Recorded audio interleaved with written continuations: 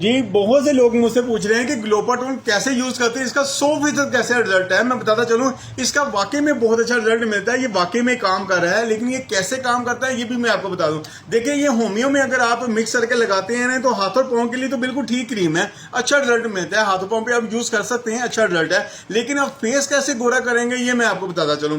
آپ نے گلوپاٹون جو ہے نا، ڈے میں لگانا ہے اپنے فیس کے اوپر، اور نائٹ میں لگانی ہے گولڈ فیس کی کریم، پھر دیکھے گا اس کا کمال، اور واقعی میں بڑا جو آپ کو رزلٹ ملے گا، جیسا آپ سوچ رہے ہیں نا ویسا ہی رزلٹ ملے گا۔ آپ کا چہرہ جو ہے نا گورا چٹا ہو جائے گا چند دن کے اندر اندر۔ نائٹ میں یاد رکھیے گا گولڈ فیس کا کریم کا استعمال کرنا ہے نا، اور ڈے میں گلوپاٹون کا استعمال کرنا ہے، پھر دیکھے گا اس کا جادو، اور اس کا کسی قسم کا کوئی نقصان وغیرہ نہیں ہے کہ آپ کی اسکن کو خراب وغیرہ کریں۔